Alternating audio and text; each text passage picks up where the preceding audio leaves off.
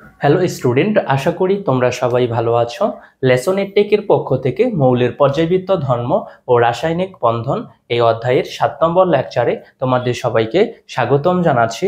আজকের লেকচারে আমরা পি ব্লক অর্থাৎ গ্রুপ 14 এর মৌলসমূহের রাসায়নিক ধর্ম নিয়ে বিস্তারিত আলোচনা করব। চলো আজকের ক্লাসটি আমরা শুরু করি। হ্যাঁ, আমাদের আজকের ক্লাসের টপিক হচ্ছে কি পি ব্লক গ্রুপ 14 এর মৌলসমূহের রাসায়নিক ধর্ম। পি ব্লক গ্রুপ 14 এর মৌলসমূহের রাসায়নিক ধর্ম। ঠিক আছে, গ্রুপ 14 এর মৌলসমূহের রাসায়নিক ধর্ম। মৌলসমূহের রাসায়নিক ধর্ম। মৌলসমূহের রাসায়নিক ধর্ম। আমাদের আজকের ক্লাসের টপিক হচ্ছে গ্রুপ 14 এর মৌলসমূহের রাসায়নিক ধর্ম। ঠিক আছে, আমরা প্রথমে জেনে নেব গ্রুপ 14 কারা আছে। গ্রুপ 14 এর মৌল কারা? ঠিক আছে, গ্রুপ 14 এর মৌল হচ্ছে carbon, silicon, germanium, tin, lead. এরা হচ্ছে গ্রুপ 14 এর মৌল। ঠিক আছে, তাহলে দেখো আগে আমরা গ্রুপ 14 এর মৌলগুলো লিখে ফেলি। গ্রুপ 14 এর মৌলগুলো কারা? কার্বন, কার্বনের নিচে আছে কি সিলিকন।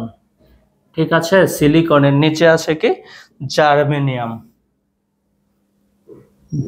জার্মেনিয়ামের নিচে কি আছে? Tin, SN. ঠিক আছে, টিনের নিচে কি আছে? Lead, PB, plumbum. ঠিক আছে, পরে ফ্লোরোভিয়াম আছে, এটা আমাদের দরকার নেই। ঠিক আছে, দেখো তাহলে গ্রুপ 14 এর মৌল কে কে আছে? কার্বন, কার্বনের নিচে সিলিকন, সিলিকনের নিচে জার্মেনিয়াম, জার্মেনিয়ামের নিচে টিন, টিনের নিচে কে লেড। ঠিক আছে, এগুলো আমরা একটা ছন্দ দিয়ে মনে রাখবো। হ্যাঁ, ছন্দটা হচ্ছে কাদলে শার্ট গেঞ্জি। দেখো কার্বন, এটা মনে রাখবো কাদলে দিয়ে। হ্যাঁ, কাদলে শার্ট গেঞ্জি। এক বন্ধু আরেক বন্ধুকে আটকাই রাখছে, আটকাই রেখা বলতেছে কি তুই যদি কাঁদস তাহলে তোর শার্ট গেঞ্জি ফেরত দিব। হ্যাঁ, শার্ট গেঞ্জি স্যান্ডেলটা ফেরত দিব। ঠিক আছে, শার্ট গেঞ্জি স্যান্ডেল নেওয়ার জন্য তোকে কি করতে হবে? কাঁদতে হবে। ঠিক আছে, কাঁদলে শার্ট গেঞ্জি স্যান্ডেল পাবে। কাঁদলে দিয়ে মনে রাখবো কার্বন, শার্ট দিয়ে সিলিকন, গেঞ্জি দিয়ে জার্মেনিয়াম, স্যান্ডেল দিয়ে টিন, পাবে দিয়ে পিবি, লেড। ঠিক আছে, এইভাবে আমরা গ্রুপ 14 এর মৌলগুলো মনে রাখবো। ঠিক আছে, ওকে। গ্রুপ 14 এর মৌলগুলোর রাসায়নিক ধর্ম। এরা প্রথমে কি করে জানো? ক্লোরিনের সাথে বিক্রিয়া করে টেট্রাক্লোরাইড গঠন করে। এরা ক্লোরিনের সাথে বিক্রিয়া করবে। ঠিক আছে, ক্লোরিনের সাথে বিক্রিয়া করে এরা প্রত্যেকেই টেট্রাক্লোরাইড গঠন করবে। বুঝতে পেরেছো? ওকে, তাহলে আসো আমরা লিখি ক্লোরিন সহ বিক্রিয়া। ক্লোরিন সহ বিক্রিয়া। ক্লোরিন সহ বিক্রিয়া। ক্লোরিন সহ বিক্রিয়া। এই ক্লোরিন সহ বিক্রিয়াতে আমরা কি লিখবো? কার্বন, সিলিকন, টিন, লেড এরা প্রত্যেকেই টেট্রাক্লোরাইড গঠন করে। ঠিক আছে, কার্বন, সিলিকন, টিন, লেড মানে পিবি, প্লাম্বাম। ঠিক আছে, এটাকে লেড বলা হয়। লেড এরা প্রত্যেকেই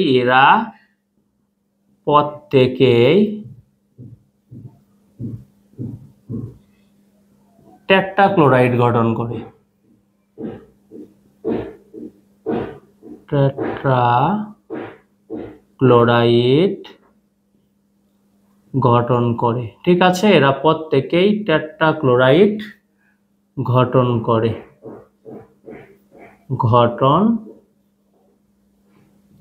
ঠিক আছে, এরা প্রত্যেকেই কি করে? টেট্রাক্লোরাইড গঠন করে। ঠিক আছে, যেমন দেখো কার্বন টেট্রাক্লোরাইড গঠন করবে। হ্যাঁ, সি টেট্রা মানে কত? 4 না? হ্যাঁ, দেখো CCl4। ঠিক আছে, কার্বন টেট্রাক্লোরাইড। পরে কি লিখবো আমরা? Silicon tetrachloride, Cl4। ঠিক আছে, পরে লিখবো কি? Stannic tetrachloride. SnCl4, এটাকে বলা হয় স্ট্যানিক টেট্রাক্লোরাইড। ঠিক আছে, স্ট্যানিক ক্লোরাইড। ঠিক আছে, এটাকে বলবো আমরা কার্বন টেট্রাক্লোরাইড, সিলিকন টেট্রাক্লোরাইড, এটাকে বলবো স্ট্যানিক ক্লোরাইড, এবং এটা PbCl4, এটাকে বলবো আমরা প্লাম্বিক ক্লোরাইড। বুঝতে পেরেছ? এরা প্রত্যেকেই, এই মৌলগুলো কার্বন, সিলিকন, টিন, লেড, এরা প্রত্যেকেই ক্লোরিনের সাথে বিক্রিয়া করে টেট্রাক্লোরাইড গঠন করে। ঠিক আছে, ওকে। আবার এখান থেকে জানো এই টিন এবং লেড এরা ডাইক্লোরাইডও গঠন করে। ঠিক আছে, এই টিন এবং লেড এরা প্রত্যেকে আবার ডাইক্লোরাইড গঠন করে। ঠিক আছে, টিন ও লেড এরা কি করে? এরা ডাইক্লোরাইডও গঠন করে। এরা ডাইক্লোরাইড গঠন করে। ডাইক্লোরাইড গঠন করে। গঠন করে। ঠিক আছে, এরা ডাইক্লোরাইড গঠন করে। যেমন কি SnCl2। ঠিক আছে, এটাকে তুমি কি বলবা? এটাকে বলবা কি স্ট্যানাস ক্লোরাইড। ঠিক আছে, ওকে। এবং এটাকে বলবা PbCl2, এটাকে বলবা পাম্বাস ক্লোরাইড। ঠিক আছে, এটাকে বলবা কি পাম্বাস ক্লোরাইড। ওকে, আর এটাকে বলবা স্ট্যানাস ক্লোরাইড। ওকে, দেখো টিন এবং লেড এরা আবার ডাইক্লোরাইডও গঠন করে। তাহলে আমরা কি পড়লাম? কার্বন, সিলিকন, টিন, লেড এরা টেট্রাক্লোরাইড গঠন করে, এবং টিন এবং লেড আবার কি করে? ডাইক্লোরাইড গঠন করে। ঠিক আছে, ওকে। দেখো পরে এরা অক্সিজেন সহ বিক্রিয়া করে। ঠিক আছে, আমরা ক্লোরিন সহ বিক্রিয়া দেখে ফেললাম, এরা আবার কি করে? অক্সিজেন সহ বিক্রিয়া করে। অক্সিজেন সহ বিক্রিয়া। এই অক্সিজেন সহ বিক্রিয়া। ঠিক আছে, দেখো কার্বন যদি অক্সিজেনের সাথে যুক্ত হয় তাহলে কি গঠন করবে? Carbon die oxide. ঠিক আছে, ওকে। সিলিকন যদি অক্সিজেনের সাথে বিক্রিয়া করে তাহলে কি গঠন করবে? Silicon oxide. ঠিক আছে, এরা কি বলতো? এই কার্বন আর সিলিকন, এখানে কি কার্বন কি একটা অধাতু না? এবং সিলিকন কি বলতো? সিলিকন কি? এই সিলিকনও তো একটা অধাতু, তাই তো? কার্বন এবং সিলিকন এরা কি অধাতু, তাই না? এই দেখো কার্বন এবং সিলিকন এরা কি অধাতু। তাহলে আমরা জানি কি অধাতুর অক্সাইড কি হয়? অধাতুর অক্সাইড হচ্ছে অম্লধর্মী। ঠিক আছে, তাহলে কার্বন ডাই অক্সাইড এবং সিলিকন ডাই অক্সাইড এদের প্রকৃতি কেমন হবে? অম্লধর্মী। কারণ আমরা জানি অধাতু ও অপধাতুর অক্সাইড অম্লধর্মী হয়। ঠিক আছে, ওকে। এবার দেখো স্ট্যানিক অক্সাইড এবং প্লাম্বিক অক্সাইড। স্ট্যানিক অক্সাইড SnO2, এটাকে বলবো স্ট্যানিক অক্সাইড। PbO2, এটাকে বলবো কি প্লাম্বিক অক্সাইড। ঠিক আছে, স্ট্যানিক অক্সাইড এবং প্লাম্বিক অক্সাইড এরা কি জারণধর্মী। ঠিক আছে, এরা জারণধর্মী অক্সাইড। ঠিক আছে, স্ট্যানিক অক্সাইড এবং প্লাম্বিক অক্সাইড এরা কি জারণধর্মী অক্সাইড। জারণধর্মী অক্সাইড। ঠিক আছে, ওকে। এবং জানো কি এই স্ট্যানিক অক্সাইড এবং পাম্বাস অক্সাইড, এই যে SnO2, এটাকে বলবো স্ট্যানিক অক্সাইড। ঠিক আছে, এই স্ট্যানিক অক্সাইড এবং পাম্বাস অক্সাইড PbO। ঠিক আছে, কারণ এখানে লেটের জারণ মান কত? 2, এবং অক্সিজেনের জারণ মান 2, এই 2 2 ভ্যানিশ। ঠিক আছে, এটাকে আমরা বলবো কি? এটাকে আমরা বলবো কি পাম্বাস অক্সাইড। ঠিক আছে, আমি লিখে দিব পরে। এই স্ট্যানিক অক্সাইড এবং পাম্বাস অক্সাইডকে জানো কি বলা হয়? উভধর্মী অক্সাইড। কারণ এরা অ্যাসিড ক্ষার উভয়ের সাথে বিক্রিয়া করে, এই জন্য এদেরকে উভধর্মী অক্সাইড বলা হয়। ঠিক আছে, এই স্ট্যানিক অক্সাইড এবং পাম্বাস অক্সাইড এরা কি উভধর্মী অক্সাইড, কারণ এরা অ্যাসিড ক্ষার উভয়ের সাথে বিক্রিয়া করে। হ্যাঁ, আমরা দেখবো এটার প্রমাণটা দেখবো। স্ট্যানিক অক্সাইড এবং লেট অক্সাইড এরা উভধর্মী অক্সাইড কেন, এদের আমরা প্রমাণটা দেখবো। ঠিক আছে, ওকে। একটা জিনিস আমরা দেখি, আসো দেখো SnO, এটাকে বলা হয় স্ট্যানাস অক্সাইড। SnO2, এটাকে বলা হয় স্ট্যানিক অক্সাইড। কেন জানো? জারণ মান 2 হলে উচ্চারণটা হয় আস, দেখো অক্সিজেনের জারণ মান কত -2, তাহলে এখানে টিনের জারণ মান কত, টিনের জারণ মান হচ্ছে +2। ঠিক আছে, এই জন্য এটাকে বলা হয় স্ট্যানাস, উচ্চারণটা আস বলতে হবে, ঠিক আছে, শেষে।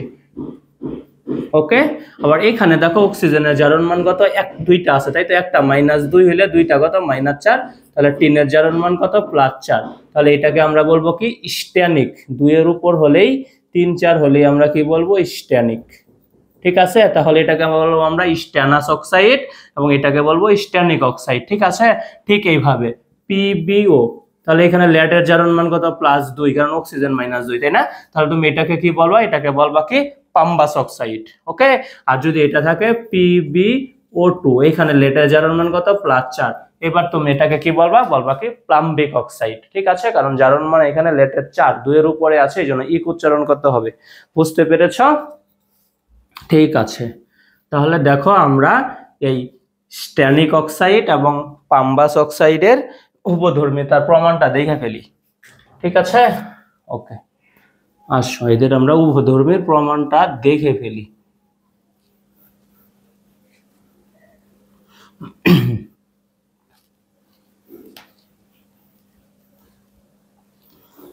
দেখো আমরা লিখলাম কি স্ট্যানিক অক্সাইড, SnO2, এটাকে আমরা কি বলবো স্ট্যানিক অক্সাইড। স্ট্যানিক অক্সাইড,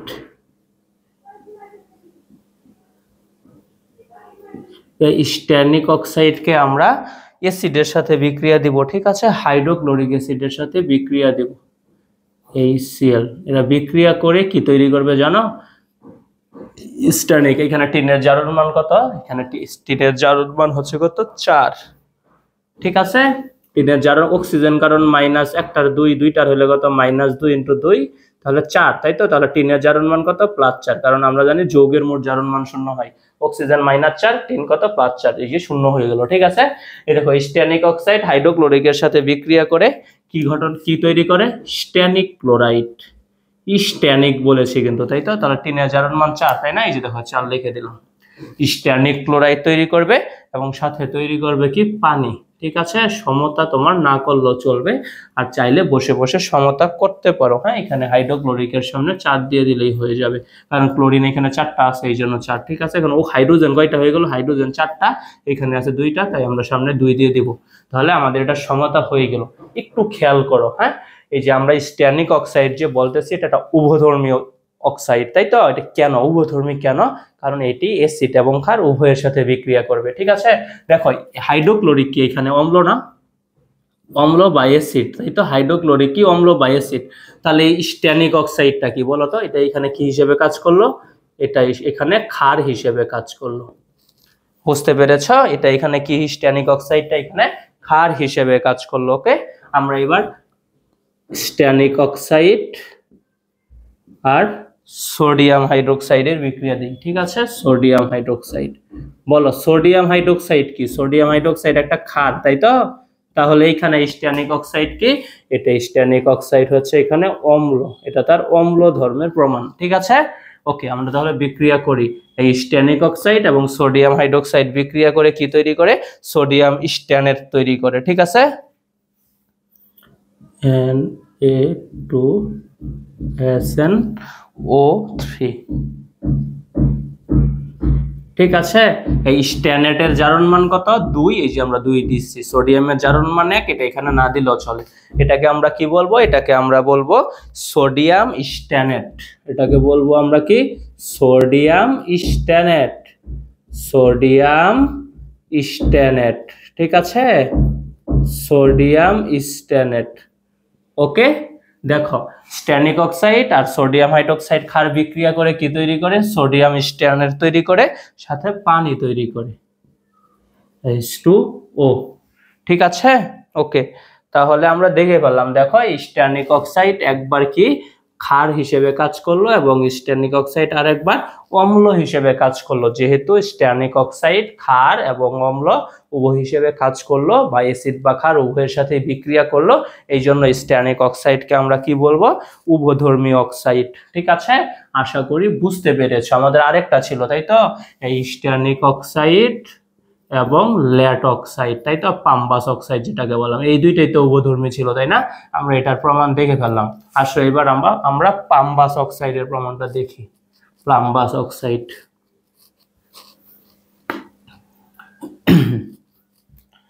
দেখো পাম্বাস অক্সাইড আমরা লিখি তাহলে পিবি, ও এটার সাথে আমরা কার বিক্রিয়া দিব, হাইড্রোক্লোরিক অ্যাসিড, তাই তো, যেহেতু হাইড্রোক্লোরিক কি একটা অম্ল, তাই এখানে পাম্বাস অক্সাইডটা কি হিসেবে কাজ করবে, পাম্বাস অক্সাইডটা এখানে ক্ষার হিসেবে কাজ করবে। ঠিক আছে, এটা তার ক্ষার ধর্মের প্রমাণ, এটাকে কি বলা হয়, পাম্বাস অক্সাইড। ঠিক আছে, এর নামগুলো মনে রাখবা, পাম্বাস অক্সাইড আর হাইড্রোক্লোরিক। ঠিক আছে, বিক্রিয়া করে কি তৈরি করে হচ্ছে কি পাম্বাস ক্লোরাইড, PbCl2। দেখো এখানে অক্সিজেনের জারণ মান -2, তাহলে ল্যাটের জারণ মান কত, +2, তাই তো। দেখো এইখানেও ল্যাটের জারণ মান +2। ঠিক আছে, এই জন্য কি হয়েছে, পাম্বাস ক্লোরাইড, এই যেটা জারণ মান +2 যেখানে দিয়েছি আমরা। ঠিক আছে, আর ক্লোরিনের জারণ মান 1, এটা এখানে না দিলেও চলে। ঠিক আছে, তাহলে পাম্বাস অক্সাইড হাইড্রোক্লোরিকের সাথে বিক্রিয়া করে কি তৈরি করলো, পাম্বাস ক্লোরাইড। ঠিক আছে, সাথে কি তৈরি করবে, পানি। বুঝতে পেরেছ? ঠিক আছে, এই দেখো এখানে লেট, এখানে কার সাথে গেল, ক্লোরিনের সাথে গেল। ঠিক আছে, আর কি আছে, ও আর এইচ আছে, এরা কি করে, পানি তৈরি করে। ঠিক আছে, আমরা এখানে সমতা করিনি, সমতা চাইলে তুমি যে এখানে যদি 2 দিয়ে দাও তাহলেই সমতা হয়ে যাবে। ঠিক আছে, দেখো এই যে 2টা হাইড্রোজেন আর একটা অক্সিজেন, এই যে পানি। ঠিক আছে, দেখো এই যে 2টা ক্লোরিন, এই যে 2টা ক্লোরিন, এই যে লেট, এই যে লেট। ঠিক আছে, আমাদের সমতাও হয়ে গেল। ঠিক আছে, ওকে, আমরা এবার কি করব, পাম্বাস অক্সাইডের সাথে, এই পাম্বাস অক্সাইডের সাথে সোডিয়াম হাইড্রোক্সাইডের বিক্রিয়া দিব। ঠিক আছে, সোডিয়াম হাইড্রোক্সাইড, এই সোডিয়াম হাইড্রোক্সাইড এটা কি, এটা ক্ষার, তাই তো, সোডিয়াম হাইড্রোক্সাইড ক্ষার। তাহলে পাম্বাস অক্সাইড এখানে কি হিসেবে কাজ করলো, অম্ল হিসেবে কাজ করলো। ঠিক আছে, এটা হচ্ছে অম্ল ধর্মটার প্রমাণ। ঠিক আছে, বিক্রিয়া করে কি তৈরি করবে, সোডিয়াম প্লাম্বাইড তৈরি করবে আর পানি তৈরি করবে। ঠিক আছে, সোডিয়াম প্লাম্বাইড, সোডিয়াম পাম্বাইট আর কি তৈরি করবে, পানি তৈরি করবে। ঠিক আছে, সোডিয়াম প্লাম্বাইট আর পানি, এটাকে আমরা কি বলবো, এটাকে বলবো আমরা সোডিয়াম প্লাম্বাইট। ঠিক আছে, সোডিয়াম প্লাম্বাইট তৈরি করলো আর কি তৈরি করলো, পানি তৈরি করলো। ঠিক আছে, ওকে, দেখো তাহলে কি, ল্যাট অক্সাইড, পাম্বাস অক্সাইড একবার কি অম্লর সাথে বিক্রিয়া করেছে, আর একবার পাম্বাস অক্সাইড কি ক্ষারের সাথে বিক্রিয়া করেছে। ঠিক আছে, যখন অম্লের সাথে বিক্রিয়া করেছে তখন পাম্বাস অক্সাইড কি নিচে ক্ষার, যখন ক্ষারের সাথে বিক্রিয়া করেছে তখন পাম্বাস অক্সাইড নিচে কি অম্ল। ঠিক আছে, এইভাবে পাম্বাস অক্সাইড কি করে, অম্ল এবং ক্ষার উভয়ের সাথে বিক্রিয়া করে, এই জন্য পাম্বাস অক্সাইডকে কি বলা হয়, উভধর্মী অক্সাইড বলা হয়। ঠিক আছে, আশা করি বুঝতে পেরেছো। দেখো আমরা এবার হাইড্রাইড গঠন দেখবো, এদের পি ব্লক মৌলসমূহের আরেকটা রাসায়নিক ধর্ম কি, এরা কি হাইড্রাইড গঠন করে। ঠিক আছে, হাইড্রাইড গঠন, হাইড্রাইড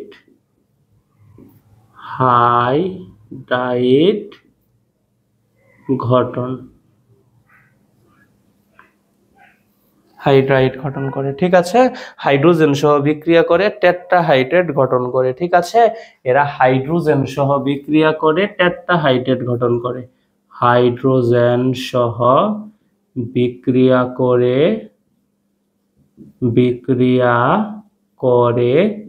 টেট্রাহাইড্রেট গঠন করে, টেট্রাহাইড্রেট গঠন করে।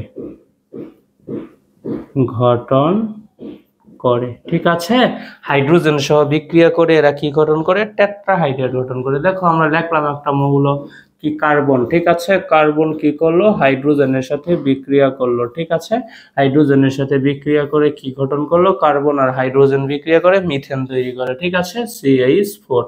ঠিক আছে, আমরা এখানে 2 দিয়ে দিব। ওকে, কার্বন ও হাইড্রোজেন বিক্রিয়া করে কি গঠন করেছে, মিথেন গ্যাস তৈরি করেছে। ঠিক আছে, এরা এভাবে কি করে, হাইড্রাইড গঠন করে। বুঝতে পেরেছ? এরা হাইড্রোজেনের সাথে টেট্রাহাইড্রাইড গঠন করে। ঠিক আছে, তাহলে আমরা কি হাইড্রাইডের গঠনটাও দেখে নিলাম। ঠিক আছে, ওকে। চলো এবার আমরা হ্যালাইডের আদ্র বিশ্লেষণ দেখব। হ্যাঁ, হ্যালাইডের আদ্র বিশ্লেষণটা খুব বেশি ইম্পর্টেন্ট। ঠিক আছে, হ্যালাইডের আদ্র বিশ্লেষণ আমাদের ভালোভাবে মনে রাখতে হবে, পরীক্ষায় আসবে হ্যালাইডের আদ্র বিশ্লেষণ। ঠিক আছে, গ্রুপ 14 এর মৌলগুলোর একটা রাসায়নিক ধর্ম হচ্ছে কি হ্যালাইডের আদ্র বিশ্লেষণ। ঠিক আছে, হ্যালাইডের আদ্র বিশ্লেষণ, হ্যালাইডের আদ্র বিশ্লেষণ। আদ্র বিশ্লেষণ কি মানে কি, পানি ধারা ভাঙবে। হ্যালাইডের আদ্র বিশ্লেষণ। ঠিক আছে, ওকে। হ্যালাইডের আদ্র বিশ্লেষণ থেকে আমরা একটু প্রশ্ন পড়ব। ঠিক আছে, আমাদের প্রশ্নটা হচ্ছে সিলিকন টেট্রাক্লোরাইড আদ্র বিশ্লেষিত হলেও কার্বন টেট্রাক্লোরাইড হয় না কেন? ঠিক আছে, এখান থেকে কি এই যে সিলিকন টেট্রাক্লোরাইড এটা আদ্র বিশ্লেষিত হয়, কিন্তু CCl4 এটা আদ্র বিশ্লেষিত হয় না। এই সিলিকন টেট্রাক্লোরাইড আদ্র বিশ্লেষিত হয়, কিন্তু কার্বন টেট্রাক্লোরাইড আদ্র বিশ্লেষিত হয় না কেন? আমাদের এইখান থেকে এই প্রশ্নটা শিখতে হবে। ঠিক আছে, এটা খুবই গুরুত্বপূর্ণ। ঠিক আছে, তাহলে প্রশ্নটা আমরা লিখে ফেলি। হ্যাঁ, প্রশ্নটা কি, সিলিকন টেট্রাক্লোরাইড আদ্র বিশ্লেষিত হলেও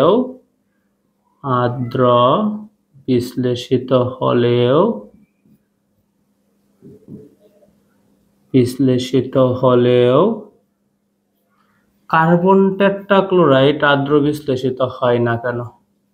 কার্বন টেট্রাক্লোরাইড আদ্র বিশ্লেষিত হয় না কেন? আদ্র বিশ্লেষিত হয় না কেন? আমাদের প্রশ্নটা কি ভাই, সিলিকন টেট্রাক্লোরাইড আদ্র বিশ্লেষিত হলেও কার্বন টেট্রাক্লোরাইড কেন আদ্র বিশ্লেষিত হয় না? ঠিক আছে, এটা হচ্ছে আমাদের প্রশ্ন। ঠিক আছে, এটার উত্তরটা আমাদের জানতে হবে। ঠিক আছে, এই আদ্র বিশ্লেষণ কি ভাই, মানে পানি ধারা ভাঙন, তাই না? এটাকে আমরা বলবো আদ্র বিশ্লেষণ। এই আদ্র বিশ্লেষণের প্রথম শর্তই হচ্ছে কেন্দ্রীয় পরমাণুর একটা ফাঁকা ডি অরবিটাল থাকতে হবে। আদ্র বিশ্লেষণের প্রথম শর্ত কি, কেন্দ্রীয় পরমাণুর ফাঁকা ডি অরবিটাল থাকতে হবে। হ্যাঁ, আমি লিখে দিলাম, দেখো আদ্র বিশ্লেষণের প্রথম শর্ত, আদ্র বিশ্লেষণের পরীক্ষায় আসলে এইভাবে লিখতে হবে। হ্যাঁ, আদ্র বিশ্লেষণের প্রথম শর্ত,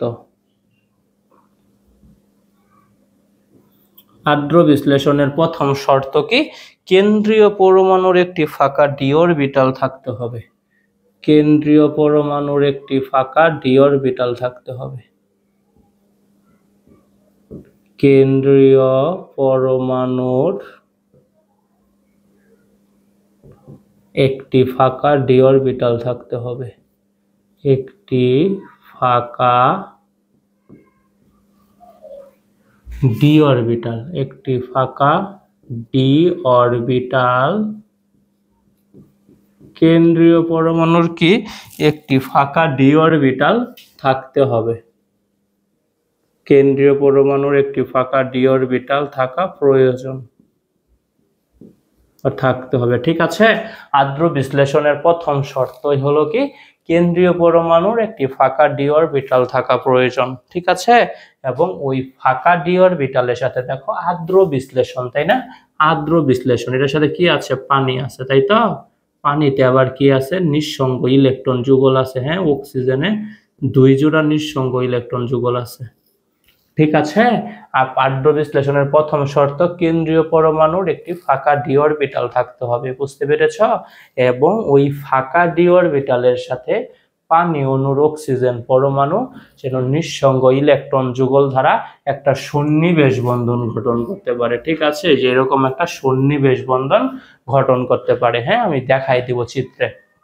আদ্র বিশ্লেষণের প্রথম শর্ত কি, কেন্দ্রীয় পরমাণুর একটা ফাঁকা ডি অরবিটাল থাকতে হবে এবং ওই ফাঁকা ডি অরবিটালের সাথে পানি অণুর অক্সিজেন পরমাণু নিঃসঙ্গ ইলেকট্রন যুগল দ্বারা যেন একটা সন্নিবেশ বন্ধন গঠন করতে পারে। ঠিক আছে, আমি লিখে দিব থাকা প্রয়োজন এবং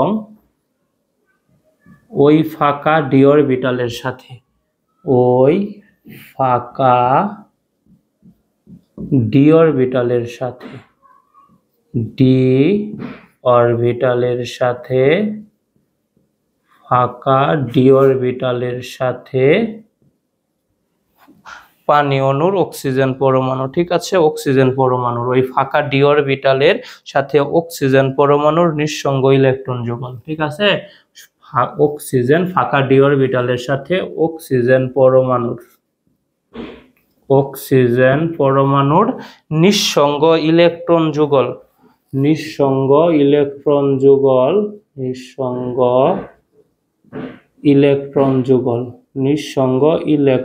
যুগল সন্নিবেশ বন্ধন, একটি সন্নিবেশ বন্ধন যেন গঠন করতে পারে। নিঃসঙ্গ ইলেকট্রন যুগল একটি সন্নিবেশ বন্ধন যেন গঠন করতে পারে। সন্নিবেশ বন্ধন যেন গঠন করতে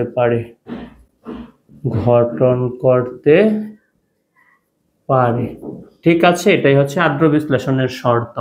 আদ্র বিশ্লেষণের শর্ত কি, কেন্দ্রীয় পরমাণুর একটা ফাঁকা ডি অরবিটাল থাকতে হবে এবং ওই ফাঁকা ডি অরবিটালের সাথে অক্সিজেন পরমাণুর নিঃসঙ্গ ইলেকট্রন যুগল দ্বারা যেন একটা সন্নিবেশ বন্ধন গঠন করতে পারে। ঠিক আছে, যেই ফাঁকা ডি অরবিটালটা থাকবে ওই ফাঁকা ডি অরবিটালে অক্সিজেনের নিঃসঙ্গ ইলেকট্রন যুগল একটা সন্নিবেশ বন্ধন গঠন করবে। ঠিক আছে, সেটাই হচ্ছে আদ্র বিশ্লেষণের শর্ত। তাহলে আদ্র বিশ্লেষণের শর্তে আমরা প্রথম কোথায় তাকাবো, কেন্দ্রীয় পরমাণুর দিকে তাকাবো। ঠিক আছে, দেখো সিলিকন টেট্রাক্লোরাইডের কেন্দ্রীয় পরমাণু হচ্ছে সিলিকন, কার্বন টেট্রাক্লোরাইডের কেন্দ্রীয় পরমাণু হচ্ছে কার্বন। ঠিক আছে, কেন্দ্রীয় পরমাণুর বোঝার উপায় কি ভাই, যেটা সংখ্যায় কম। সবচেয়ে সহজ উপায় হচ্ছে কি, যেটা সংখ্যায় কম। দেখো সিলিকন একটা আছে, ক্লোরিন 4টা আছে, তাহলে সিলিকন কেন্দ্রীয় পরমাণু। কার্বন একটা, ক্লোরিন 4টা, তাহলে কার্বন সংখ্যায় কম, কার্বন হচ্ছে কি কেন্দ্রীয় পরমাণু। ঠিক আছে, আর যদি কখনো সংখ্যা সমান হয়ে যায়, ঠিক আছে, দুইটা মৌলেরই পরমাণুর যদি সংখ্যা সমান হয়ে যায় তখন আমরা যোজনীর দিকে যাব। ঠিক আছে, আমরা এই অধ্যায়ের সামনে এগুলো নিয়ে যখন আসবে তখন আলোচনা করব। ঠিক আছে, ওকে। দেখো তাহলে আমরা কেন্দ্রীয় পরমাণু গুলোর আগে ইলেকট্রন বিন্যাস করে ফেলবো, তাই না? দেখো আমরা সিলিকনের ইলেকট্রন বিন্যাস যদি করি, দেখো সিলিকনের ইলেকট্রন বিন্যাস করলাম। সিলিকনের পারমাণবিক সংখ্যা কত, 14, তাই না? 1s2 2s2 2p6 3s2 3p2, তাই তো? কয়টা হয়ে গেল আমাদের? 14টা কিন্তু হয়ে গিয়েছে, তাই না? ওকে, আমরা চাইলে কি, দেখো তৃতীয় শক্তি স্তরে তো ডি অরবিটালের অস্তিত্ব আছেই, কারণ আমরা জানি 3s 3p 3d হয়, তাই না? তাহলে আমরা 3d তে কত দিব, 0 দিব, কারণ এখানে ইলেকট্রন নাই। ঠিক আছে, কার্বনের তুমি যদি ইলেকট্রন বিন্যাসটা করো, দেখো কার্বনের পারমাণবিক সংখ্যা কত, 6। দেখো 1s2 2s2 2p2। হ্যাঁ, দ্বিতীয় শক্তি স্তরে কি ডি অরবিটালের অস্তিত্ব আছে? নাই। ঠিক আছে, 2d কখনোই সম্ভব না। ঠিক আছে, তাহলে দেখো সিলিকন কি একটা অষ্টক সম্প্রসারণ যৌগ, হ্যাঁ, এবং কার্বন কি, কার্বনের অষ্টক অপূর্ণ। ঠিক আছে, অষ্টক নেই। ঠিক আছে, তাহলে কি বুঝলা, সিলিকনে ফাঁকা ডি অরবিটাল আছে আর কার্বনের ডি অরবিটালের অস্তিত্বই নাই। ঠিক আছে, এই জন্যই সিলিকন টেট্রাক্লোরাইড আদ্র বিশ্লেষিত হয়, কারণ আদ্র বিশ্লেষণের শর্তই ছিল কেন্দ্রীয় পরমাণুর ফাঁকা ডি অরবিটাল থাকতে হবে। সিলিকনে আছে, যেটা কার্বনে নাই। ঠিক আছে, এই জন্যই কার্বন টেট্রাক্লোরাইড আদ্র বিশ্লেষিত হয় না, সিলিকন হয়। ঠিক আছে, তবে এতটুকু বললে তো হবে না, আমাদের চিত্রের মাধ্যমে বোঝাই দিতে হবে। ঠিক আছে, ওকে। দেখো আমরা সিলিকন টেট্রাক্লোরাইড, ঠিক আছে, ওকে, সিলিকন টেট্রাক্লোরাইড, দেখো লিখলাম সিলিকন। ঠিক আছে, সিলিকন টেট্রাক্লোরাইড, সিলিকনের 4 হাতে আমরা 4টা ক্লোরিন দিয়ে দিব। ঠিক আছে, দেখো সিলিকনের 4 হাতে আমরা কি করব, 4টা ক্লোরিন পরমাণু দিয়ে দেব।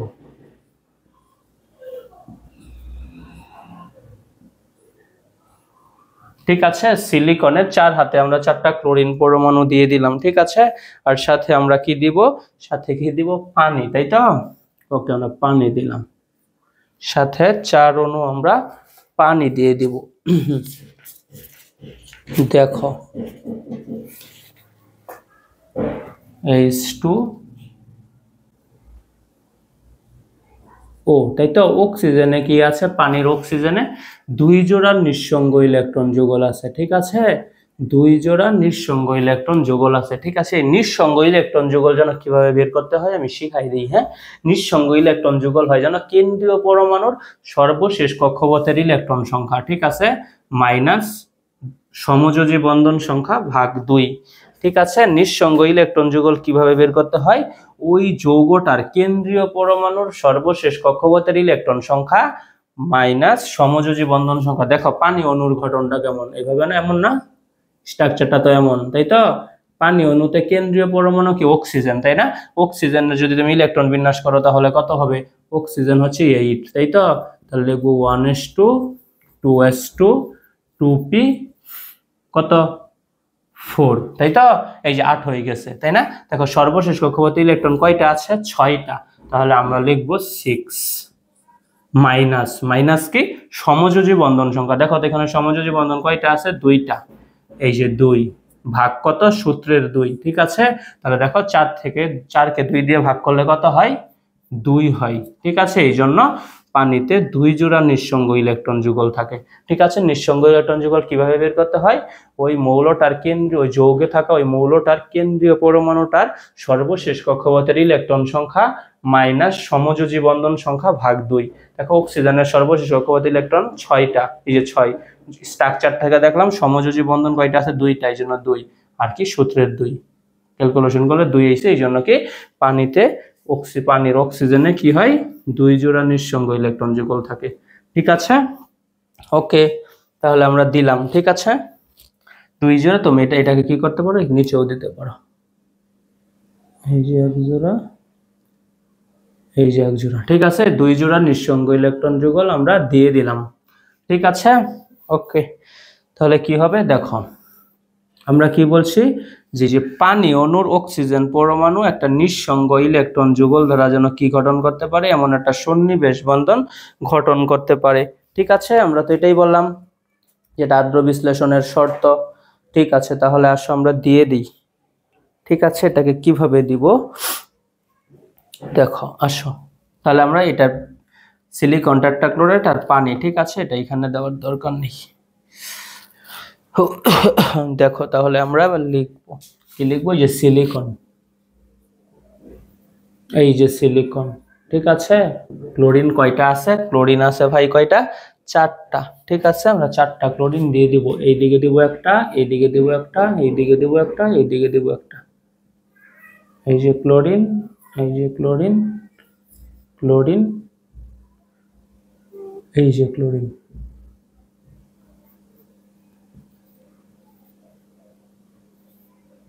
ঠিক আছে, আমরা এই যে 4টা ক্লোরিন দিয়ে দিয়েছি।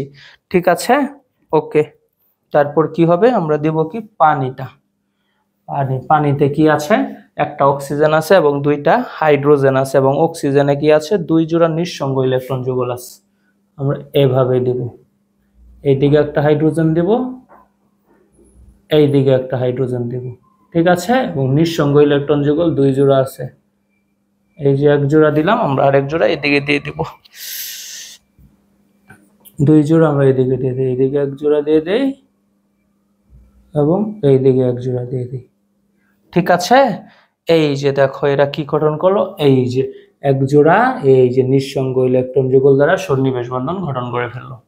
ঠিক আছে, আদ্র বিশ্লেষণের শর্ত কি ছিল, কেন্দ্রীয় পরমাণুর ফাঁকা ডি অরবিটাল এবং ওই ফাঁকা ডি অরবিটালের সাথে অক্সিজেন পরমাণুর নিঃসঙ্গ ইলেকট্রন যুগল, ঠিক আছে, একটা সন্নিবেশ বন্ধন যেন গঠন করতে পারে। এই দেখো অক্সিজেনের নিঃসঙ্গ ইলেকট্রন যুগল সিলিকনের সাথে সন্নিবেশ বন্ধন গঠন করে ফেললো। ঠিক আছে, ওকে, তাহলে এটাকে যদি আমরা সাজিয়ে লিখি তাহলে এখন কেমন হবে দেখো, দেখো এই সিলিকনের সাথে এই দেখো এই Cl, আমরা এটাকে একটু আলাদা করে ফেলি, তাহলে কি হয়ে গেল, আলাদা হয়ে গেল, তাই তো? হাইড্রোক্লোরিকটা আলাদা হয়ে গেল, তাই না? তাহলে আমরা কি লিখব? সিলিকন। ঠিক আছে, আর ক্লোরিন আমাদের কয়টা হলো? একটা, দুইটা, তিনটা। ঠিক আছে, এই দেখো লিখলাম আমরা 3 সাইডে 3টা ক্লোরিন দিয়ে দিলাম। এই যে ক্লোরিন, এই যে ক্লোরিন, এই যে ক্লোরিন। ঠিক আছে, আর এক হাতে কি দিয়ে দিব? আর এক সিলিকনের আর এক হাতে আমরা একটা হাইড্রোক্সিল দিয়ে দিব। ঠিক আছে, এই যে একটা হাইড্রোক্সিল দিয়ে দিলাম। ঠিক আছে, এই যে হাইড্রোক্সিল, এটা তো নিয়ে নিয়েছি আমরা হাইড্রোক্লোরিক, এই যে এটা দিয়ে দিলাম সিলিকনের একটা হাতে। হ্যাঁ, এটা তুমি দিবা না, বোঝানোর জন্য দিলাম। ঠিক আছে, এই যে হাইড্রোক্সিল দিয়ে দিছি, তাহলে কি আছে? আর সিএল আর এইচ আছে, যোগ হাইড্রোক্লোরিক এইচ সিএল। ঠিক আছে, এইটাই ছিল কি তাদের স্ট্রাকচারটা। ঠিক আছে, সিলিকন টেট্রাক্লোরাইড আদ্র বিশ্লেষিত হয়, এটাই তাদের স্ট্রাকচারটা। ঠিক আছে, ওকে।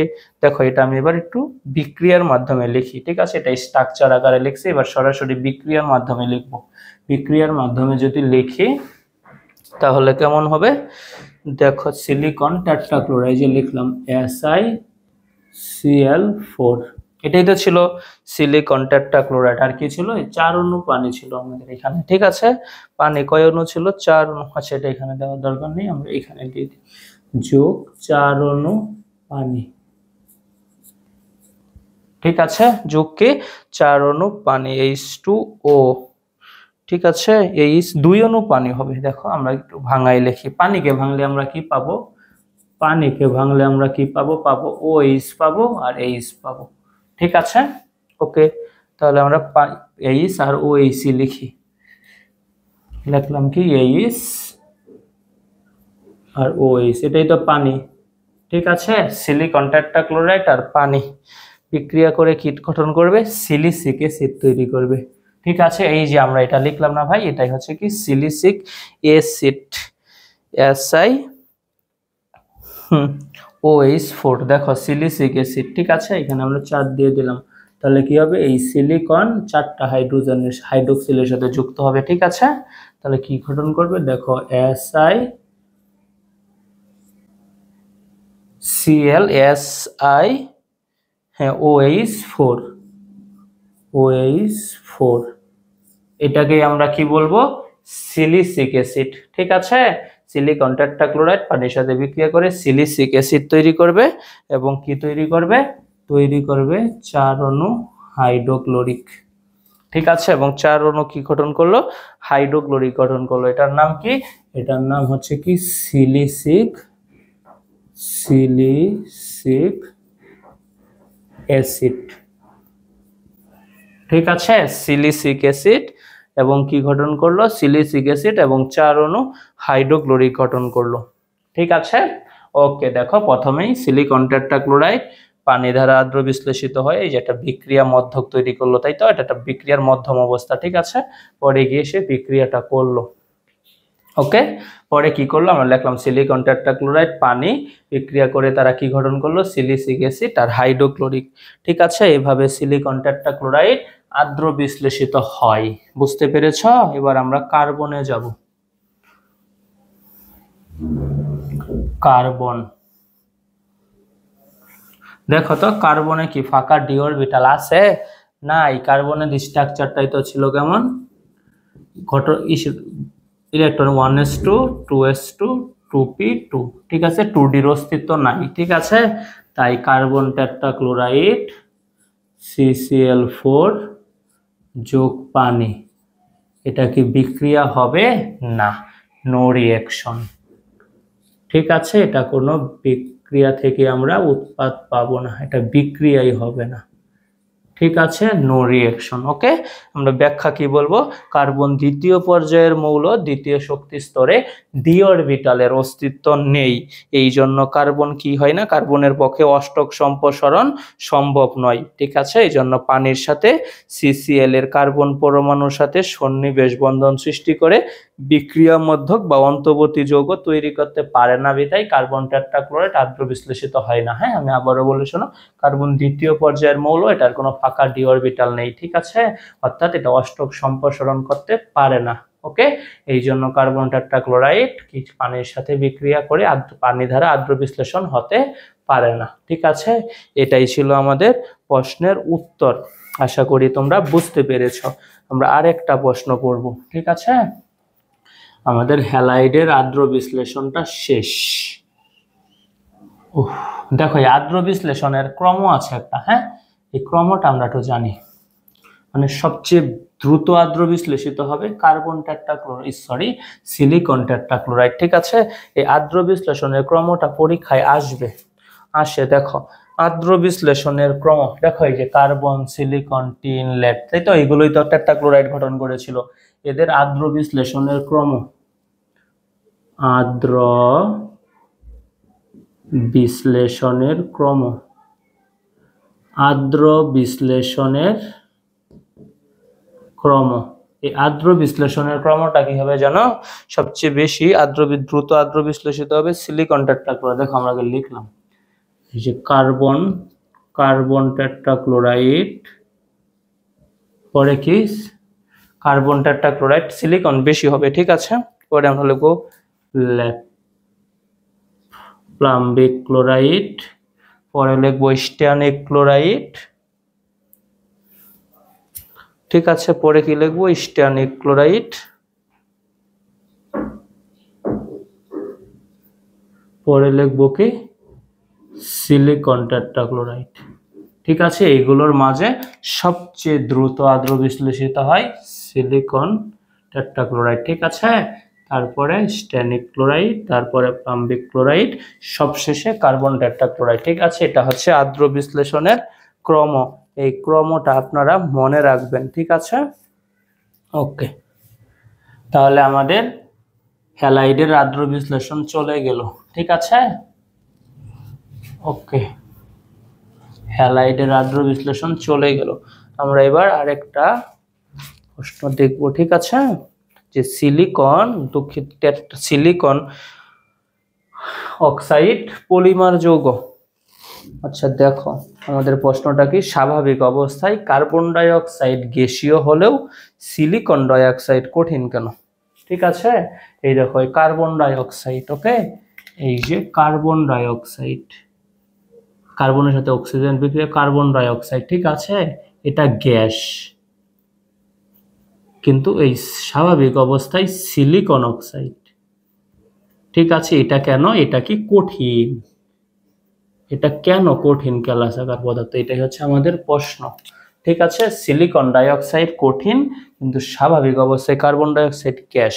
আমাদের প্রশ্নটি স্বাভাবিক অবস্থায় কার্বন ডাই অক্সাইড গ্যাসীয় হলেও সিলিকন ডাই অক্সাইড কঠিন কেন? ঠিক আছে, দেখো তাহলে আমরা প্রশ্নটা লিখে ফেলি।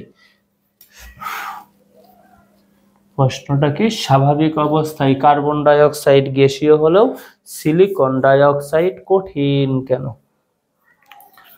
স্বাভাবিক অবস্থায় কার্বন ডাই অক্সাইড গ্যাসীয় হলেও স্বাভাবিক অবস্থায়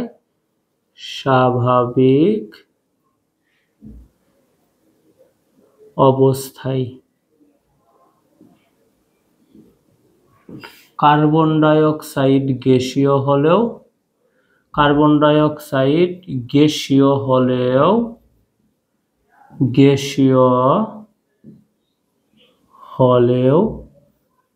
সিলিকন ডাই অক্সাইড কঠিন কেন? ঠিক আছে, এটা খুবই গুরুত্বপূর্ণ একটা প্রশ্ন, ডাই অক্সাইড কঠিন কেন?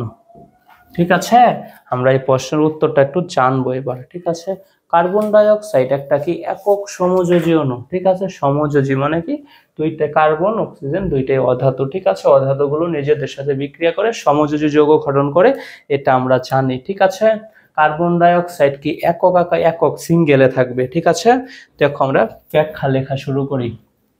কার্বন ডাই অক্সাইড কি একক সমযোজী অণু, একক সমযোজী অণু, একক সমযোজী অণু। আমাদের প্রশ্ন কি, স্বাভাবিক অবস্থায় কার্বন ডাই অক্সাইড গ্যাসীয় হলেও সিলিকন ডাই অক্সাইড কঠিন কেন? ঠিক আছে, আমরা উত্তর লিখতেছি কার্বন ডাই অক্সাইড একক সমযোজী অণু।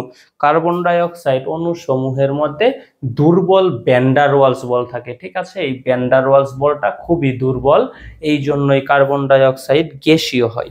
ঠিক আছে, সাধারণ অবস্থায় কার্বন ডাই অক্সাইড গ্যাস, কারণ কার্বন ডাই অক্সাইড একটা একক সমযোজী অণু, এর মাঝে কি দুর্বল ভ্যান ওয়ালস বল কাজ করে। ঠিক আছে, কার্বন ডাই অক্সাইড অণুসমূহের মধ্যে কার্বন ডাই অক্সাইড অণুসমূহের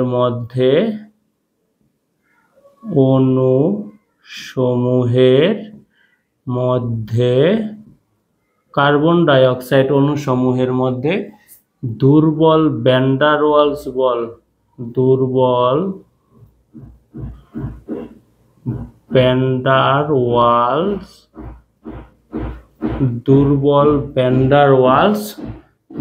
কাজ করে। ঠিক আছে, কার্বন ডাই অক্সাইড অণুসমূহের মধ্যে দুর্বল ভ্যান ডার ওয়ালস বল কাজ করে, তাই সাধারণ তাপমাত্রায় কার্বন ডাই অক্সাইড গ্যাস। সাধারণ তাপমাত্রায় কার্বন ডাই অক্সাইড গ্যাস। ঠিক আছে, সাধারণ তাপমাত্রায় carbon die oxide gas. Carbon die oxide এটা কি একক সমযোজী অণু। ঠিক আছে, কার্বন ডাই অক্সাইড কি একক সমযোজী অণু হওয়ায় এর গলনাঙ্ক স্ফুটনাঙ্কটাও কম। ঠিক আছে, তুমি আমার কথা শুনে লেখো, কার্বন ডাই অক্সাইড কি একক সমযোজী অণু। ঠিক আছে, কার্বন ডাই অক্সাইড কি একক সমযোজী অণু, তাই এর কি গলনাঙ্ক স্ফুটনাঙ্কও কম। ঠিক আছে, গলনাঙ্ক স্ফুটনাঙ্কটাও কম। ঠিক আছে, কারণ কি কার্বন ডাই অক্সাইড একক সমযোজী অণু হয়, এর গলনাঙ্ক স্ফুটনাঙ্ক কম। ঠিক আছে, কঠিন শুষ্ক বরফ বা কঠিন কার্বন ডাই অক্সাইডের গলনাঙ্ক হচ্ছে -56°C। দেখছো কত কম, তাই না? শুষ্ক বরফ বা কঠিন কার্বন ডাই অক্সাইড, শুষ্ক বরফ বা কঠিন কার্বন ডাই অক্সাইড এর গলনাঙ্ক কত? -56°C। ঠিক আছে, শুষ্ক বরফ বা কঠিন কার্বন ডাই অক্সাইডের গলনাঙ্ক কত? -56°C। ঠিক আছে, ওকে, তাহলে আমরা জেনে নিলাম যে কার্বন ডাই অক্সাইড দুর্বল ভ্যান ডার ওয়ালস বল দ্বারা কাজ করে কার্বন ডাই অক্সাইড অণুর মধ্যে, এই জন্য কার্বন ডাই অক্সাইড হলো কি গ্যাস। এবার আমরা সিলিকন ডাই অক্সাইড কঠিন কেন এটা জানবো। ঠিক আছে, সিলিকন ডাই অক্সাইড কি জানো? এই সিলিকন ডাই অক্সাইড হচ্ছে বালু। ঠিক আছে, সিলিকন ডাই অক্সাইড কি ভাই? বালি, তাই না?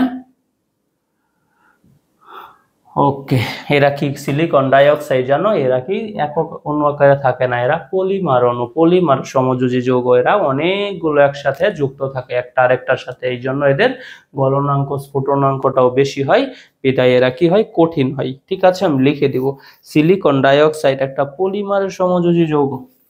সিলিকন ডাই অক্সাইড পলিমার সমযোজী যৌগ। ঠিক আছে, পলিমার কি অনেকগুলো মনোমার এইরকম অনেকগুলো সিলিকন ডাই অক্সাইডের মনোমার যুক্ত হয়ে সিলিকন ডাই অক্সাইডের পলিমার গঠন করে, পলিমার সমযোজী যৌগ। সিলিকন ডাই অক্সাইড কি পলিমার সমযোজী যৌগ। ঠিক আছে, একটা পলিমার সমযোজী যৌগ। ঠিক আছে, কেমন দেখো, SiO2N সংখ্যক। ঠিক আছে, কারণ কি পলিমার, অনেকগুলো সিলিকন ডাই অক্সাইড অনেকগুলো যুক্ত থাকবে একটা আরেকটার সাথে। ঠিক আছে, একটা আরেকটার সাথে যুক্ত থেকে অনেক বড় একটা পলিমার গঠন করবে। ঠিক আছে, তাই আমরা কি বলবো, সাধারণ তাপমাত্রায় এই সিলিকন ডাই অক্সাইড কি, সাধারণ তাপমাত্রায় সিলিকন ডাই অক্সাইড কঠিন। ঠিক আছে, কঠিন কেলাসাকার পদার্থ। সাধারণ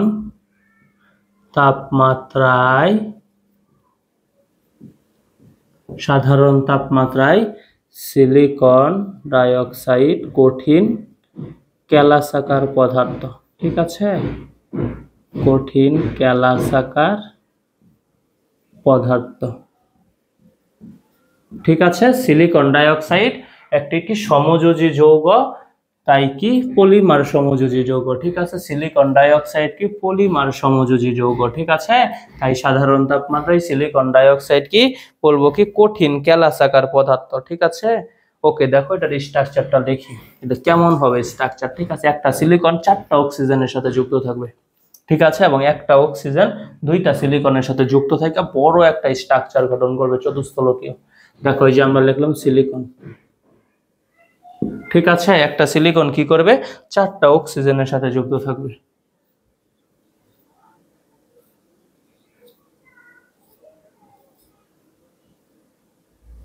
ঠিক আছে, এই দিকে আবার কি যুক্ত হবে, এই দিকে আবার একটা সিলিকন যুক্ত হবে। ঠিক আছে, সেটা আমি আর একটু এখানে না, হ্যাঁ একই দিকে থাকুক, এইখানে দিয়ে দিই।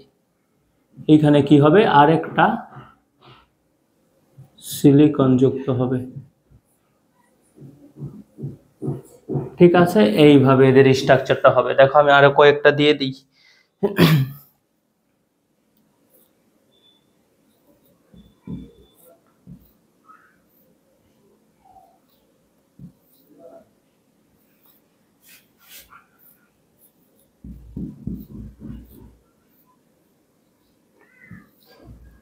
ঠিক আছে, এইদিকে আরো যুক্ত হবে। ঠিক আছে, এই দেখো এই অক্সিজেনটা,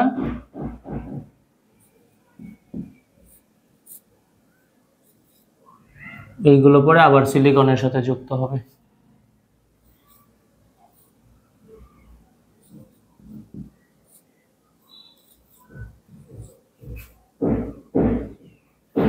ওকে, এইভাবে সে যুক্ত হবে। ঠিক আছে, এইভাবে সিলিকন ডাইঅক্সাইড কি দেখো একটা সিলিকন কি গঠন করলো 4টা অক্সিজেনের সাথে যুক্ত হয়েছে। দেখছো এই যে 4টা অক্সিজেনের সাথে সে যুক্ত হয়েছে, যুক্ত হয়ে কি গঠন করছে, একটা চতুস্থলকীয় গঠন তৈরি করলো। তাই তো, দেখো একটা অক্সিজেনের দিকে তাকাও, দেখো একটা অক্সিজেন আবার কি করছে 2টা সিলিকনের সাথে যুক্ত হয়েছে। দেখছো একটা অক্সিজেন, এই যে একটা অক্সিজেন 2টা সিলিকনের সাথে যুক্ত হয়েছে। প্রত্যেকটা অক্সিজেন কি করে আবার 2টা করে সিলিকনের সাথে যুক্ত হয়। ঠিক আছে, ওকে, পলিমার গঠনে একটি সিলিকন পরমাণু 4টা অক্সিজেন পরমাণুর সাথে এবং একটা অক্সিজেন পরমাণু 2টা সিলিকন পরমাণুর সাথে যুক্ত হয়ে চতুস্থলকীয় গঠন করলো। দেখো এই এদের গঠনটা কেমন হয়েছে, চতুস্থলকীয় গঠন। ঠিক আছে, এটা কিন্তু এখানেই শেষ না, এটা কি পলিমার, এটা চলতেই থাকবে। ঠিক আছে, এখানে আবার সিলিকন দিব, এইভাবে দিব, এইভাবে নিচে দিব, এইদিকে উপর দিক দিয়ে আবার সিলিকন যুক্ত হবে। ঠিক আছে, এভাবে যুক্ত হয়ে বিরাট আণবিক গুচ্ছ আকারে থাকবে। ঠিক আছে, এই জন্যই কি সিলিকন ডাইঅক্সাইডকে বলা হয় কি পলিমার যৌগ। ঠিক আছে, দেখো এদের গঠনটা কেমন হবে, এদের গঠনটা হবে কি চতুস্থলকীয় গঠন। ঠিক আছে, এদের গঠন কেমন হবে চতুস্থলকীয়। দেখো এই গঠনটা কেমন, স্ট্রাকচারটা চতুস্থলকীয়, চতুস্থলকীয়, চতুস্থলকীয় গঠন। ঠিক আছে, এইভাবে কি করে সিলিকন ডাইঅক্সাইড কি করে পলিমার গঠন করে। ঠিক আছে, পলিমার সমযোজী যৌগ, এইভাবে সিলিকন ডাইঅক্সাইড কি করে পলিমার গঠন করে। ঠিক আছে, পলিমার যৌগ সিলিকন ডাইঅক্সাইডের গলনকালে বহু সমযোজী বন্ধন ভাঙতে হয়। দেখো এটাকে যদি আমরা গলায় ভাঙতে চাই, ঠিক আছে, তখন কি করতে হবে, বহু সমযোজী অণু কি করতে, সমযোজী বন্ধন ভাঙতে হবে, তাই না। পলিমার যৌগ সিলিকন ডাইঅক্সাইড এর গলনকালে বহু সমযোজী বন্ধন ভাঙতে হয়, বিধায় অধিক তাপের প্রয়োজন হয়। ঠিক আছে, পলিমার যৌগ সিলিকন ডাইঅক্সাইডের গলনকালে বহু সমযোজী বন্ধন ভাঙতে হয়, তাই অধিক তাপের প্রয়োজন হয়। ঠিক আছে, কি বলবো আমরা, পলিমার যৌগ ব্যাখ্যাতে বলবা, হ্যাঁ, পলিমার যৌগ সিলিকন ডাইঅক্সাইড। ঠিক আছে, সিলিকন ডাইঅক্সাইডের গলনকালে বহু সমযোজী বন্ধন ভাঙতে হয়, বহু সমযোজী বন্ধন ভাঙতে হয়, বহু সমযোজী বন্ধন ভাঙতে হয়, এই জন্য অধিক তাপের প্রয়োজন। ঠিক আছে, এবং অধিক তাপ প্রয়োজন হয়, এবং অধিক তাপ প্রয়োজন হয়। অধিক তাপ ছাড়া তো এতগুলো সমযোজী বন্ধন ভাঙা যাবে না। অধিক তাপ প্রয়োজন হয়, বুঝতে পেরেছ? এই জন্যই সিলিকন ডাইঅক্সাইড কি ভাই, কঠিন। সিলিকন ডাইঅক্সাইড এই জন্যই কঠিন হয়। ঠিক আছে, জানো সিলিকন ডাইঅক্সাইড এই পলিমারটার গলনাঙ্ক হচ্ছে 1610 ডিগ্রি সেলসিয়াস, এবং সিলিকন ডাইঅক্সাইড পলিমারের স্ফুটনাঙ্ক হচ্ছে 2230 ডিগ্রি সেলসিয়াস। ঠিক আছে, এই পলিমার সিলিকন ডাইঅক্সাইড, দেখো এই যে সিলিকন ডাইঅক্সাইড গলনাঙ্ক, এই যে পলিমার যৌগ সিলিকন ডাইঅক্সাইড এর গলনাঙ্ক কত, 1610 ডিগ্রি সেলসিয়াস। দেখছো কত বেশি, 1610 ডিগ্রি সেলসিয়াস। ঠিক আছে, পলিমার যৌগ সিলিকন ডাইঅক্সাইড এর স্ফুটনাঙ্ক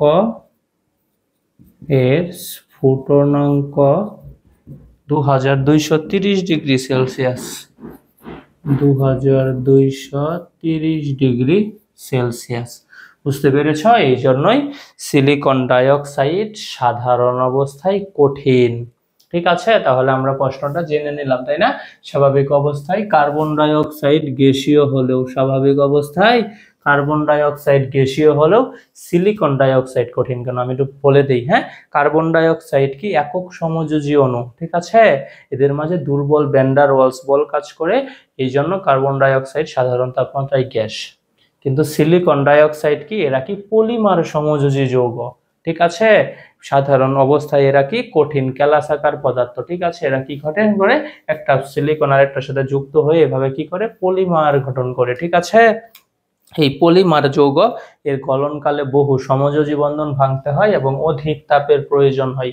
ঠিক আছে, কঠিন সিলিকন ডাইঅক্সাইড, সিলিকন ওই যে পলিমার যৌগ সিলিকন ডাইঅক্সাইডের গলনাঙ্ক কত আমরা দেখলাম 1610, এবং স্ফুটনাঙ্ক কত 2230 ডিগ্রি সেলসিয়াস। তাহলে তো বুঝতেই পেরেছ, এই জন্যই সিলিকন ডাইঅক্সাইড সাধারণ অবস্থায় কঠিন থাকে। ওকে, কার্বন ডাইঅক্সাইড সাধারণ তাপমাত্রায় গ্যাস এবং সিলিকন ডাইঅক্সাইড কঠিন। ঠিক আছে, আশা করি প্রশ্নটা বুঝতে পেরেছ। আজকের ক্লাসটি এ পর্যন্তই থাকুক তাহলে। হ্যাঁ, তোমরা সবাই ভালো থেকো, সুস্থ থেকো, ধন্যবাদ।